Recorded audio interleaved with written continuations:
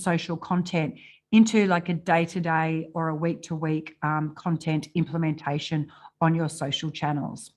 As Uma mentioned earlier, we will have our Q&A session towards the end of the session tonight or today. So if you have any questions, please write them down or pop them in the Q&A box, and I'll definitely attend to those later in the session today. So before we get started, we'd just like to put a poll out to our registrations, our attendees.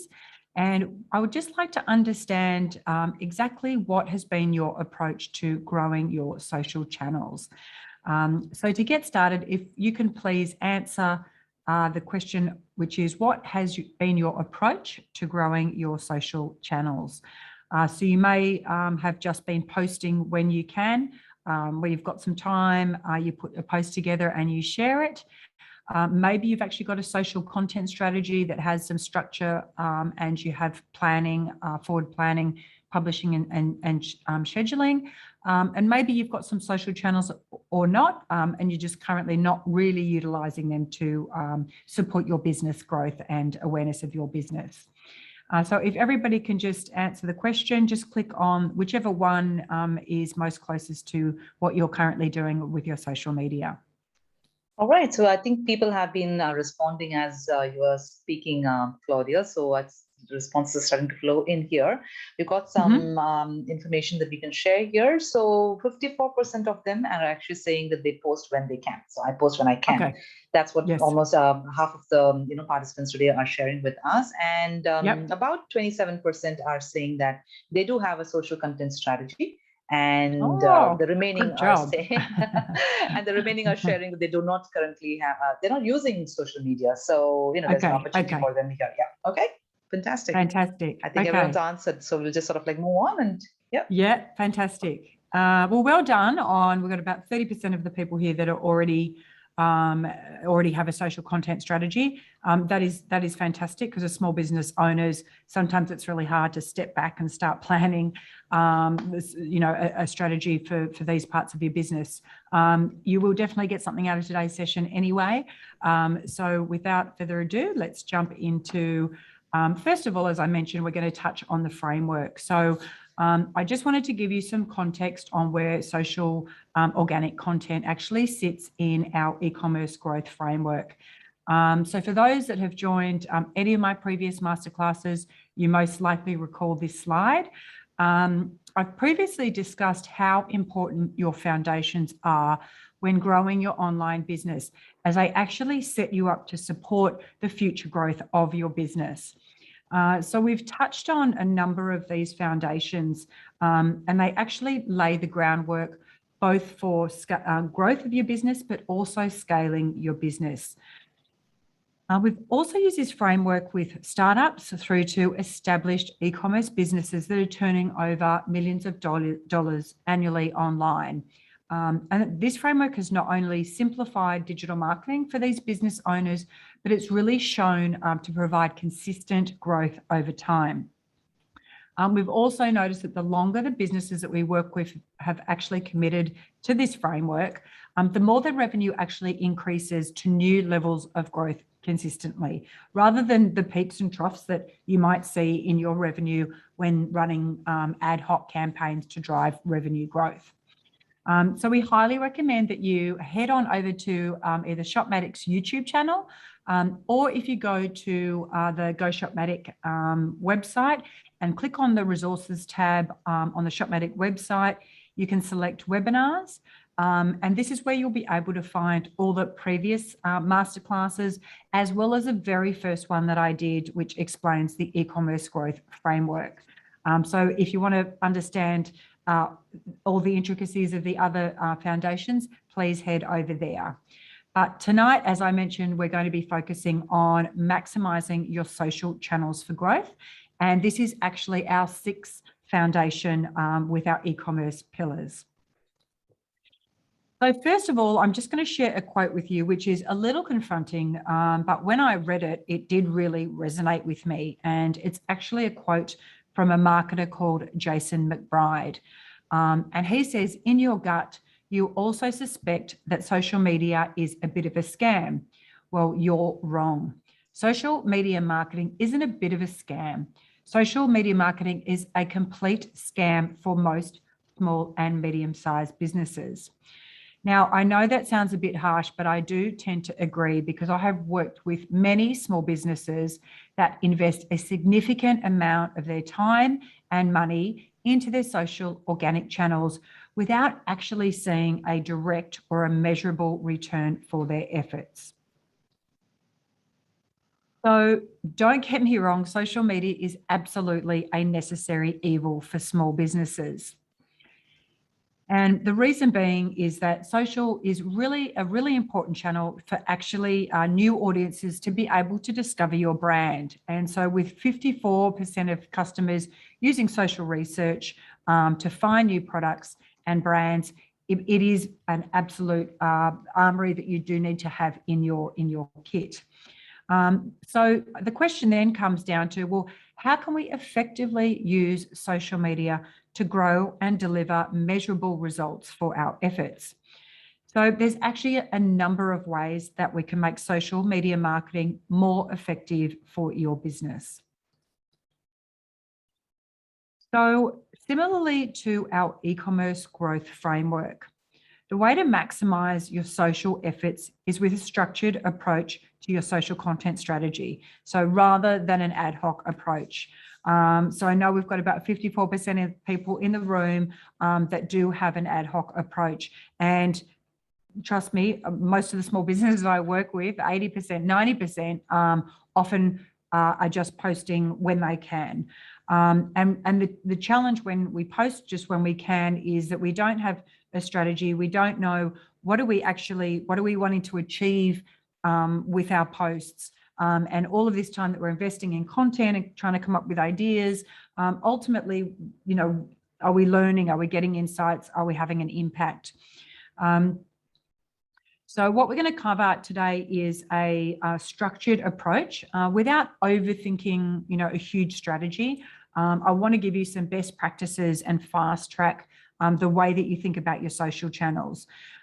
So first of all, you know, the first question is, you know, which channels are you using?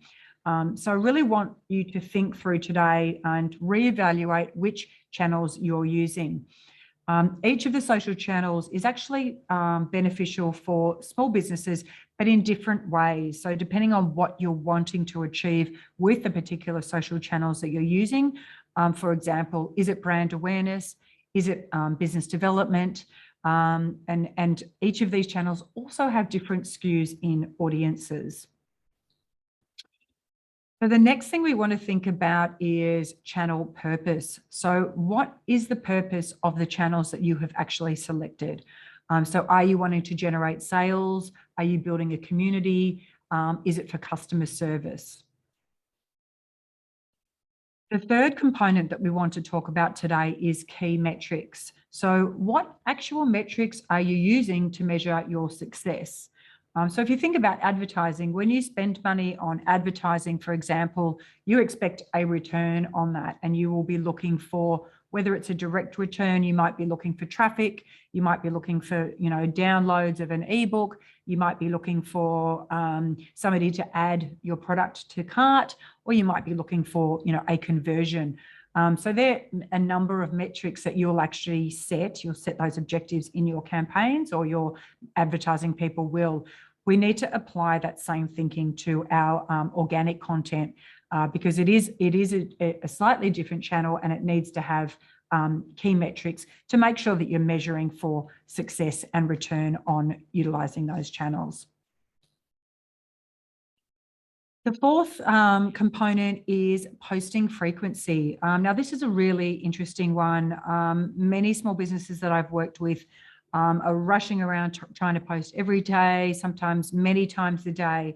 So the algorithms actually reward consistency, not volume. So what this means is that we're looking for quality, engaging content that has a purpose, rather than any picture and caption that we're just throwing out there. So this is really important, and this is where you can start to look at what you're currently doing. How do you save time on your investment in your organic social content, and how do you actually turn it around to start delivering against some measurable objectives.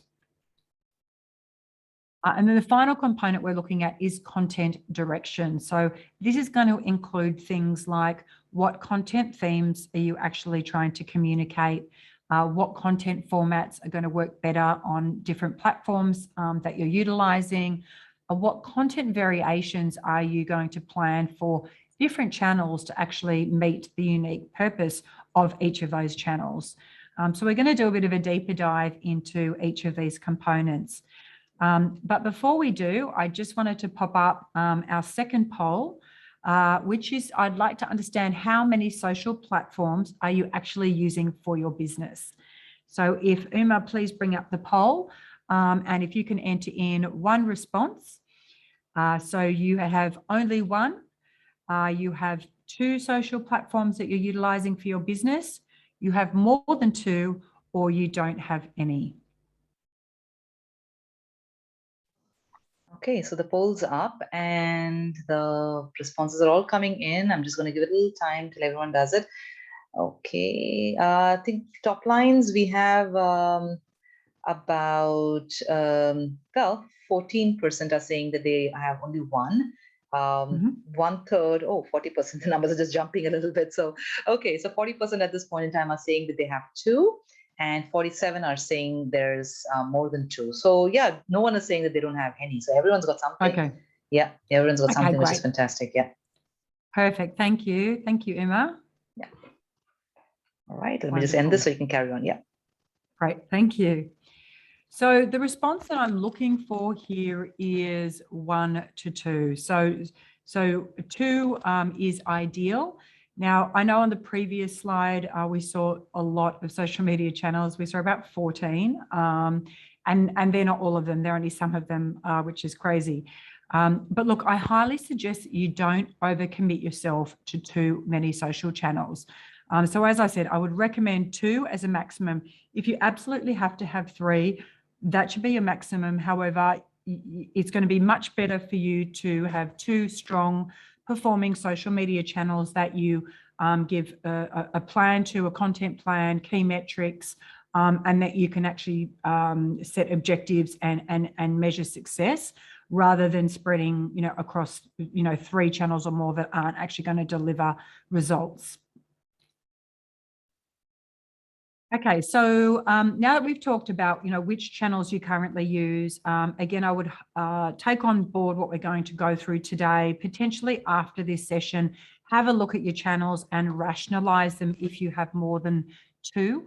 Platforms also don't perform that well when you post the same type of content, the exact content across all of the channels, because each of them have better formats that perform. They have different audiences, and they also have different success metrics. So now just to go into a little bit more detail about those components that we talked about. So we're going to look at the purpose of these channels. So for example here, Facebook is a really good platform for building relationships. And this is similarly with Instagram. However, Instagram actually lends itself also to a much more sort of conversational type platform with their comments and direct messages and likes, etc. So you get a lot more engagement with your audience real time on Instagram. Pinterest is actually first of all, a search engine before it's a social platform, which is also similar to YouTube. So people actually use these platforms more as like a how-to research. How do I do something? Or I'm decorating my house. How do I, pick wallpaper, for example, that you'll find on Pinterest, and so on. So you can see here that each of the platforms definitely have a slight skew to the best use of that platform and the purpose of that platform. So next up, we've got key metrics. So once you've actually rationalized based on platform purpose and what you're trying to achieve for your company, once you've rationalized them, then the plan is to use moving forward the purpose of this channel for growing your business. And then we want to apply the key metrics that are going to ensure that you're using this platform as a tool which has objectives, as I mentioned earlier, just like using advertising, So we want to set the objectives and we're expecting a return. And when I say a return, it's not necessarily a monetary return. Of course, that's the ultimate objective, but it's a return for the effort. So if that is, engagement, brand awareness, lead generation, etc., that's what we want to look for with our organic content and our key metrics. So again, you can see here what each of the platforms are best for, such as building brand loyalty or brand awareness, lead generation, engagement, conversions, traffic, etc. So it's also important to consider the audience skews for each of the social media platforms. So again, you can see here that Facebook has a slightly older skew than Instagram, and Pinterest has 80% of their audience is women, so they have a really high proportion of females. There are also different tactics that you can apply to different platforms to grow your audience on Facebook. So Facebook tips to grow your audience, for example, is posting consistently with engaging content and boosting posts. So there's polls, there's a whole raft of different engagement tactics that you can use on Facebook. Whereas with Instagram, it's actually really important to be using hashtags because, again, Instagram, similarly to Pinterest and YouTube, also acts as, it's first of all social, but secondly, it is also a search engine in a way where you can search for content. And this is obviously done through hashtags. And so really important to use hashtags on Instagram and also engaging with your audience with comments. So with Instagram, the more real time that you can actually message and respond to comments or likes, etc., to your content, the more you will be rewarded by the algorithm for Instagram. And so finally, the fifth component that we talked about in actually structuring your approach to growing your channels is posting frequency. So as I mentioned earlier, when we're thinking about how often we post, it's about quality and consistency, not quantity. So you can see here, there's some suggested frequencies for posting content. Now, I would err on the side of the lowest number of posts for each of these platforms, depending which ones you're utilizing. So for example, once a week is ample on Facebook. If you're actually running a content strategy, which we're going to work through today, then one a week is completely fine. And ideally you do it on the same day. Once you start posting and understanding what the best time of day your audience is on the platform, when they're more engaging with your post more often, then just posting consistently on that day is fantastic in that your audience can start to expect it, they get into the routine, and the algorithm will also support your consistency in your posting. And just some final considerations in terms of structuring your approach. So here are actually some of the best practice tips for content development and planning. So you can actually include hashtags, which I talked a little bit earlier about for Instagram. So all of the platforms do use the hashtag feature. And you can see here that they all have different recommended numbers. And if you go over the numbers, the platforms actually rank your content a little bit as spam, as well as it can turn your audience off as well. So Instagram definitely has the most hashtags. All the others do, and they're absolutely a great tool to use to help discoverability of your content, your organic content on your social channels. So consider the best performing content formats as well for each platform, and then plan your content in those formats. So Facebook absolutely rewards video content. It still rewards photos or images, but video content is definitely the lead for Facebook. Instagram now rewards stories and even more so reels. So understanding, you can absolutely have a whole combination of, sharing articles and imagery, videos, etc. But definitely having a higher percentage of your post content being the one that platform favors will help increase the reach of your organic content as well. Okay, so moving on to our next agenda item, which is content pillars and topic clusters. So what are content pillars and topic clusters? So content pillars are the core topics of your business. Content pillars are basically like buckets that you can group similar themes or topics. So content pillars can be created and organized into consumable content for different target audiences.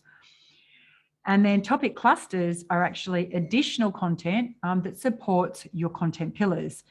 So your topic clusters actually provide the opportunity for you to expand on your content pillars or your content buckets. And this really allows you to address some aspects a lot more thoroughly.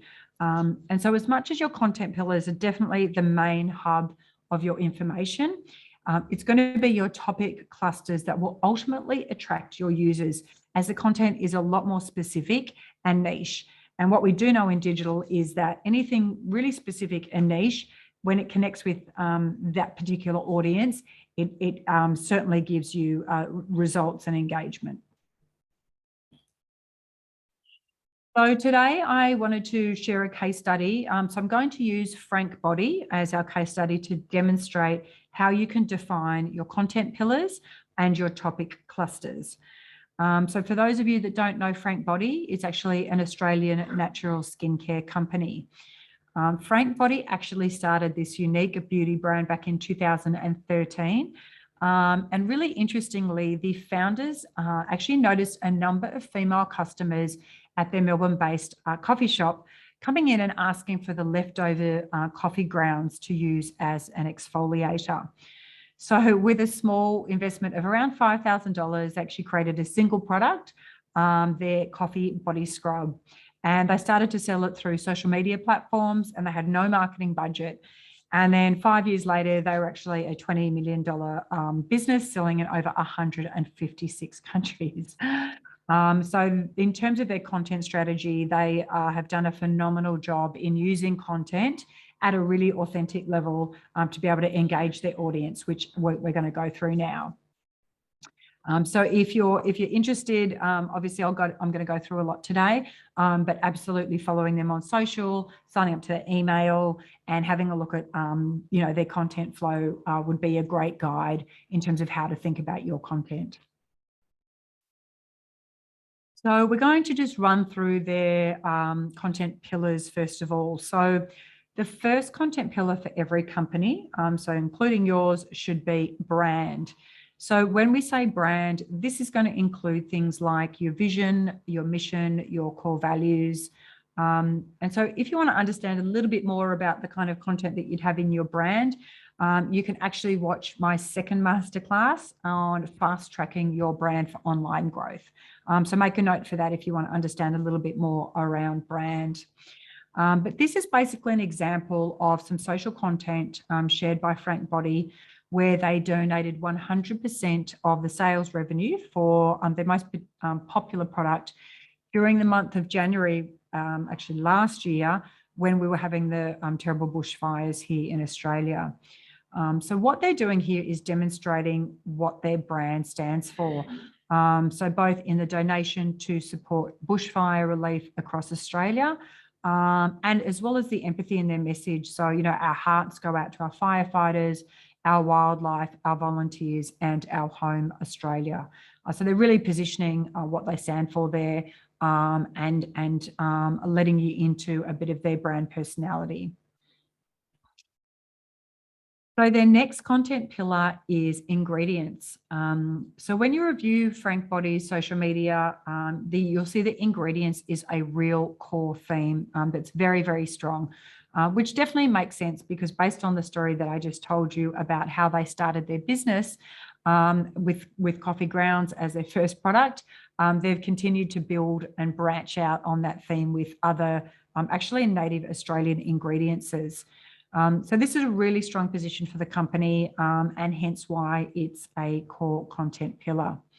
So you can actually see here on some of these posts, obviously you can see the coffee post, but they're also talking about in the top post here, about eucalyptus, finger lime, and kakadu palm. So our third content pillar with Frank Body is actually skin and body, which is an obvious content pillar for a skincare company. However, what you can actually see here is the added value content that they produce and share on their social channels, such as education about layers of dead skin and the benefits of exfoliating with their creamy face scrub. They talk about skin survival tips for, the changes in season. And then the final one there is, what to do with stretch marks after pregnancy. So you can see here how they're touching on a number of different skin and body issues and being able to connect with different audiences, with this kind of content. Now, their fourth pillar is a really interesting one, which is life and love. Now, this one might seem unrelated to skincare, which it is. However, Frank Body are extremely clear on who their target audiences are, and they are millennials and Generation Z. So they actually focus in on really relevant content on life and love for this generation, such as you can see here some examples of how to survive a holiday fling, an A to Z guide for modern dating, and anti-romantics guide to casual dating. So then our final content pillar for Frank Body is on health. And here you can see topics such as sleep, fitness, and skin conditions.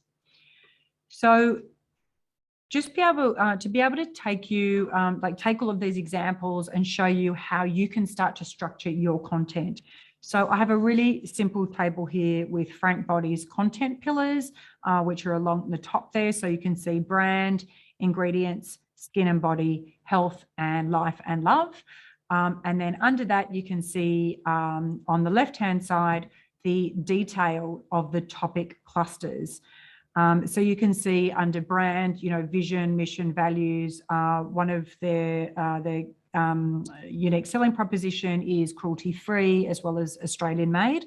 So all of that kind of content fits under the bucket or into the bucket content pillar for brand. Ingredients you can see here, which we talked a little bit earlier: coffee, eucalyptus, finger palm, kakadu palm, and coconut palm. So really getting into all of the content and information around these ingredients. And then you can see skin and body, health, and life and love. So you can see here in this really simple table, when you take some time to think about what are those main buckets of content, so those content pillars that support your brand, that connect with your audience, not just on a product level, but connect in with a lifestyle level or a life stage level. And then when you break those down into some more detail, you can see here just how much content can be developed around so many topics. But this is actually done in a structured and strategic way, rather than I've got to get a post out today, what am I going to put out there? So to take the topic pillars, the content pillars and topic clusters to another level, which again, this might be something that you introduce a little bit later down the track, but I just wanted to give you the full extent of how you can actually plan out your content. So on this second table at the bottom here, so I actually call these on the left-hand side. So starting at the top, content pillars. So we've got our brand, ingredients, skin and body, etc. But down the left-hand side here, I've got what I call the 4 I's. So this is inspiration, information, ideas, and innovation. So basically you can apply these types of content to each of your pillars. So for example, with ingredients, you can talk about inspiration and lifestyle. So that one, they might talk specifically about, improving your skin with particular ingredients and have sort of lifestyle imagery. In terms of information, they might talk about how the ingredients, where it's grown, how they manufacture it, all of the benefits of each of those native ingredients. Ideas might be how to use those ingredients in a cocktail or in a smoothie. And then we've got innovation. So again, another concept for innovation. So if you actually look at multiplying your content pillars by your topic clusters and then introducing each of the 4 I's, you actually end up with a significant number of tactical content buckets that you can start communicating to your target audiences in.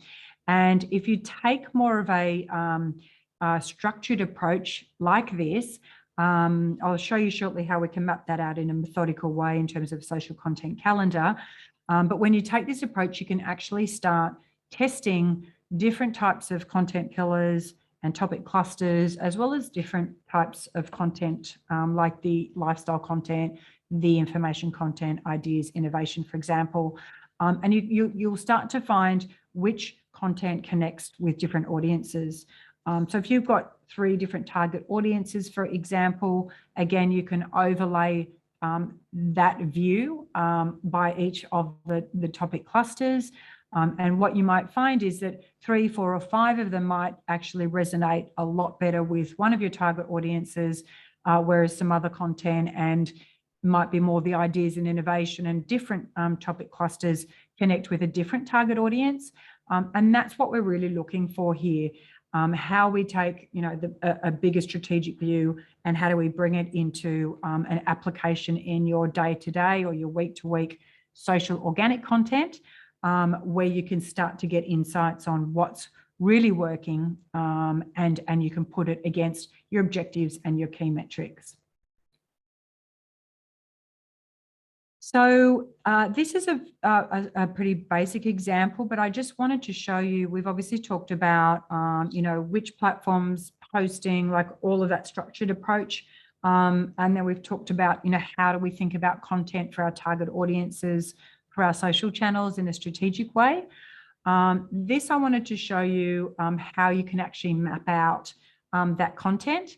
So for example, this is a bit of a rough calendar. You could do this by week if you prefer. I've just done an example month on month. But for example, we've got brand on the left-hand side under content pillars. Then we've got our second pillar, third pillar, fourth pillar. And then under topic clusters, we've got our 3 topic clusters. So you might have 2, you might have 6. So you can just adjust those rows depending on how many you actually have. And then you can see these blue boxes, how they actually are in a pattern, so they're methodical. So what we want to do is, if we've got 2, we'll just have 2 of those blue boxes. If we get 6, we'll continue those down on a diagonal. So what that means is we've got an actual method of when we're going to post that content. So what this does is, if you did a bit of a summary for month 1, what you know is that you've got 4 different topics that you're going to talk about in month 1. So you'll be talking about, for brand, you'll be talking about topic cluster 1. For your second pillar, you'll be talking about topic cluster 1, and so on. And so that then starts to give you, it shows you how you can build in your social content calendar and how you start to plan out your posts, but how that actually feeds back up into your strategic framework. So just moving on to our poll now, I wanted to ask the question, hopefully now you've got a better understanding of how to plan your social organic content, how to think about it in a strategic and a measurable way. I'm hoping that some of you today are going to be able to walk away and go, wow, I've got a number of hours back in my week because I don't need to stress about posting every single day on all these different platforms. But so I'd love to understand from what you've learned in this session today, how are you going to plan on growing your social channels now based on what you've learned in this session? So some of you might still, you might find this a bit overwhelming, so you're just going to continue to post when you can. Hopefully a number of you will want to develop a social content strategy around the structure I went through today. And for those of you that aren't using social media, hopefully there's been a lot of information in this session that will give you the confidence to get started, but get started in a planned and structured way. Now, I know I've covered a lot in this session today, but you will have the recordings, obviously, both on YouTube and on the Shopmatic platform. So you can definitely sit down and start from the beginning. You can pause the slides where we've got, all of the content on each of the different platforms and the audiences and posting frequencies, etc. So hopefully there's a bit of a plan there that you can pick up and follow to help you save time on social media, as well as get more focused on making them work harder for you.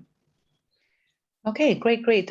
So let me just quickly share with you. Not everyone has answered, but of the people who have answered, everyone has said that they will develop a social content strategy. So, Yay! So that's a good news. However, there are some people who probably are, wondering how far they can commit and stick to it. Well, we would encourage you to definitely start small, take the baby steps first, get started so that even if it means that you will only post when you can, if there is some strategy or some thinking behind it, it gets you on a good roll with respect to knowing what you will post and how you will post, etc. So it can still be only when you can, but get started on a strategy so that then once you really have a like a full plan worked out, then you can really sort of like adopt everything that we have sort of like shared today, and really have a full plan. Right? I was just going to say, Uma, I've just put up the Q&A side, but my email address is there, and obviously my website with my email address. If you would prefer the original slides where I've got the 6 different channels and I go through the purpose and key metrics and all of that kind of stuff, I'm happy to share that in a PDF form if that's easier for you to work through. So feel free to email me if you would like that, and I can absolutely share that with you to make that process a little bit easier for you. Wonderful. Thank you so much for that, Claudia. Thank you so much for that. Okay, great. So again, a great session as always with you, Claudia. So thank you so much for running this particular topic, and it brings us closer to the action that one can take with respect to marketing and how we can sort of start with organic activities very easily using social media before we go on to sort of like paid activities, etc., which will be the upcoming topics. So before we sort of like let you go, we are here at the Q&A session now, so we'll just sort of like start looking at the various queries that are coming our ways. Once again, like I mentioned, please do raise your questions to Claudia in the Q&A, and we will be addressing all of them for sure. And immediately after we finish the Q&A, we will be doing the very quick lucky draw as well, and we will be picking 3 winners who will have the opportunity to have a one-on-one 45-minute consultation with a Shopmatic expert.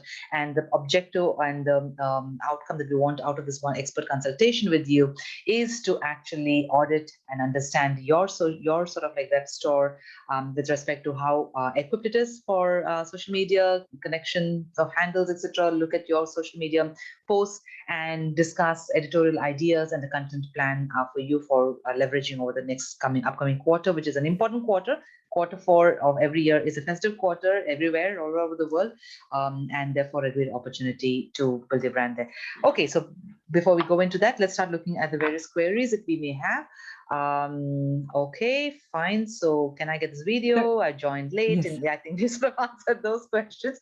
I'm going to give some people some time to think about the questions that they want to answer, but I know that there are some questions that I want to handle with you initially, Claudia.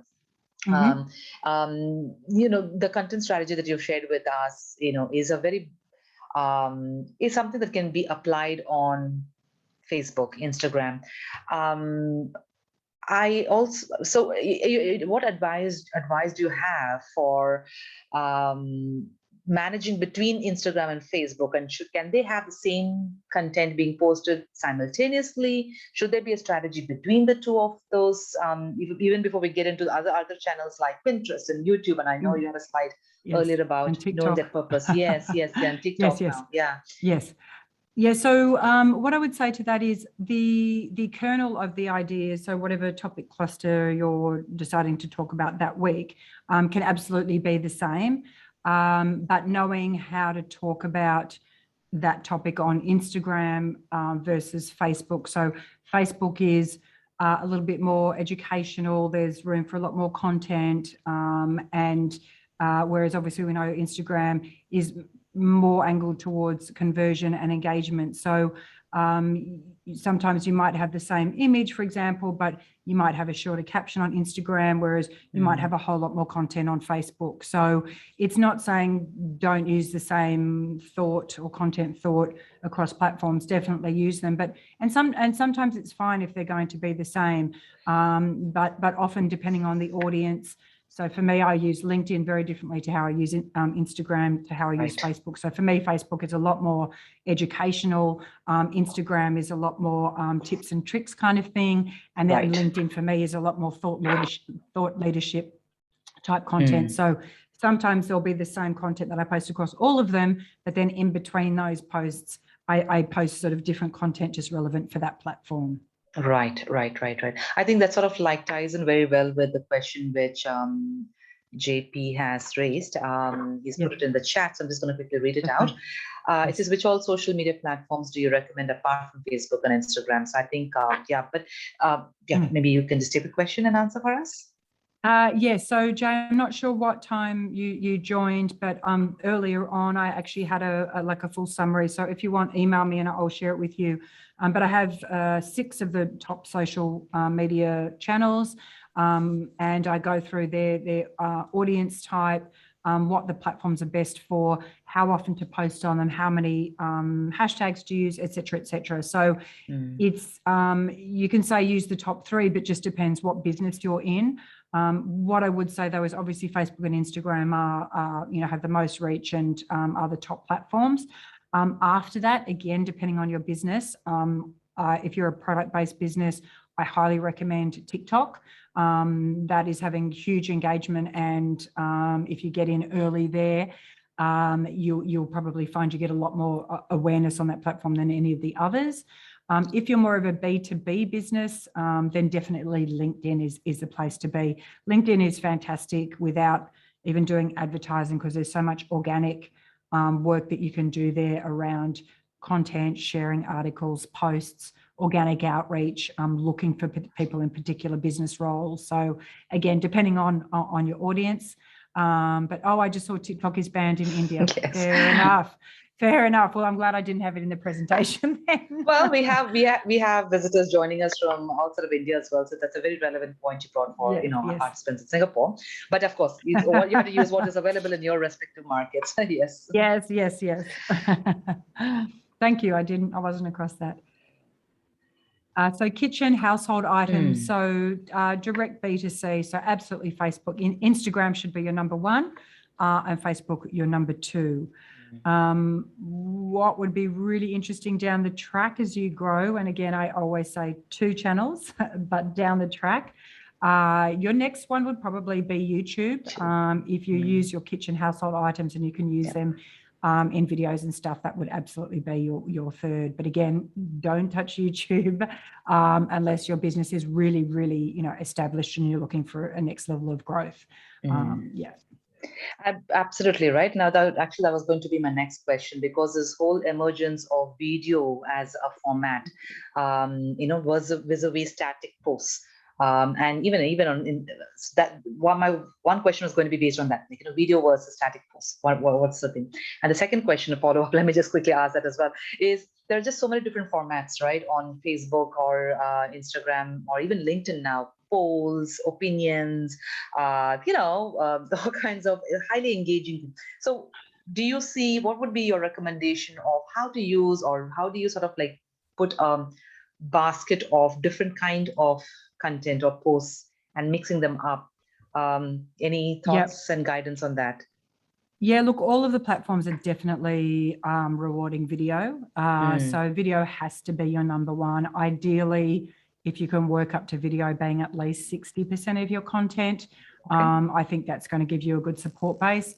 Now, I know when you hear video, some of you might be going, video, it's a lot of work, etc. People are not expecting high production in video. People want real people. They want it to be authentic. They don't want it to be high production. So look, I never used to do video before, and I never was planning on doing video, but that is the world that we live in now. And I think I read something recently about video content is going to be 80 to 90% of content in the next few years in terms of consumption. So we've got to get used to it. It is here. So again, it's not a tomorrow you have to have 50 videos out. It's just having a plan that you're going to work towards that, and getting your equipment, doing it yourself, making it authentic, and just working your way up to it. So video, I would say absolutely your number one. Obviously, any imagery is fine, sharing content, all of that can make up the rest of it. But the engaging features that, the swipe ups, the reels are doing, the stories are doing, the polls, the votes, all of that kind of stuff definitely helps with your engagement. So if you throw them in 20% of the time, you've got video, and then you've got, regular posts, and then you've got, those kinds of engaging features that you utilize within posts. And what about the other sort of like formats like polls, which are sort of like available on, I know the social media platforms themselves are trying to introduce these multiple, types of posting. Any post that engages people to vote or to guess a question or whatever, people love that. It's fun. It gets definitely more engagement than just a plain post. So again, incorporating that into your, definitely. Right. Okay. And I think personally that they're also a great way to actually do some research with customers actually, right? Like, and get some simple feedback, right? Like, oh, what color do you like, or which way was this work best, right? Like the same. I mean, it's a marketer's dream. I mean, I've been marketing for 25 years, and I wish like 20 years ago we had that. So it's like, I wonder what they think, I wonder what they want, but you can get that real-time feedback, and that's where you've got to use digital to really support your growth, engaging your audience, asking them what they want. And building that community as well. Right. Okay, great. So I think there we have another question in Q&A from JP about Shopmatic enabling Instagram shopping. It is available for those markets where it is allowed at this point in time. So I know that our customers here in Singapore enjoy that. They are able to tag their product posts in Singapore. However, if that feature is available in India, then accordingly it will be available. I don't have a yes or no answer for that at this point in time for India, JP. So I'll have to come back to you on that, or you can reach out to one of our consultants and they'll be able to give an answer for that. But I do know the Shopmatic does enable Instagram shopping and the ability to tag your products. If you do the Facebook extension connection or integration on your Shopmatic store and link it up to your Instagram business account and Facebook business page. So do try that. Okay, fantastic. Okay, I think it's time for the lucky draw. There are no more questions at this point in time. So, all right. So I'm just going to share screen now, and let's see who the winners are. I would just like to remind everyone that the winners will be picked. Let me see. We'll have to be having Shopmatic store, and and we will be certainly doing this consultation for the Shopmatic store that you actually have. So I've already pre-populated everyone's names here. So let's just quickly do the draw. I hope you all can see my screen. Yes. Okay, so we have the first winner. So we have the first winner. The first winner that we have today is Alicia. I hope I've got your name correct. So you please, please do expect an email from us tomorrow, and we will give you the next steps on how we will be doing the session for you. All right, so let's do the second draw. I hope I'm doing it right. Okay, great. I do seem to be doing it correctly. So that second winner, congratulations, is Priyanka Chelladurai. So thank you so much. What I would also request was Alicia and Priyanka and the next winner to do is, before you leave the session, please put in your Shopmatic URLs in the chat, please, for me. And that will help us to quickly identify your store and then get in touch with you. Okay, and we will pick out the third winner, and the third winner is Siddharth Singh. Congratulations, Siddharth Singh. Congratulations. All right. Okay. And I'm actually going to pick out one more winner, actually, beyond just the three that we promised, because we did realize that, sometimes we are not able to either contact all three winners, and then we don't want that opportunity to go waste. So this is like a runner-up. Okay. So let's just do the fourth runner-up winner also and see. Oh, we're getting Siddharth Singh again. Okay, we've got to take your name away. No, cannot do that. Obviously, the tool is extremely partial to Siddharth Singh, so I'm just going to try again. There's something about Siddharth. Okay, great. So we've got Sunil. Sunil, congratulations. And please, like I said, I would request you all to please put in your Shopmatic URLs in the chat for me to take a look at, and we will be sending you an email tomorrow to share how we can go about redeeming this particular expert session with us and how you can book this particular session with us. So I'm going to stop my share so we get back here. Fantastic. So that brings us to the end. I've got one last poll to run, and this is something that we run all the time at the end of the session, requesting you to let us know what are the future topics that you would like Shopmatic to run, because this really helps us to identify the topics that are of interest to you and curate them, have the discussion with Claudia and ensure that the topic is available to you. Sometimes there may be topics that we've already run them. And like Claudia was mentioning, if it is a topic that we have already run before and you have missed it for any reason, not to worry. It is available as a video on demand, and the place to find it is at goshopmatic.com. Go to our homepage. You will find a tab called as resources on the top right-hand corner. Click on that. It'll give you a drop down. You will find a tab called as webinars, and that's a place to find the full repository of all our webinar video recordings. They are available as video on demand, and at present they are open and complimentarily viewable by everyone and not restricted only to subscribers. So we want everyone to take advantage of this free complimentary access to these webinar videos while it is still available to you. So please do that. Okay, and so I can see people are answering, so do let us know. In the meanwhile, thank you again, Claudia, for a wonderful session as always. Very enjoyable. Uma.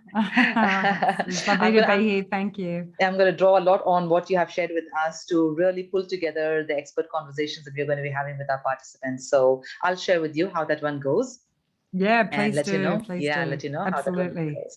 And as you are leaving the session, if you have already finished answering the poll, you will see a survey form, a simple 2-question survey form, which just asks for your feedback on the session today. Again, it helps us to improve and bring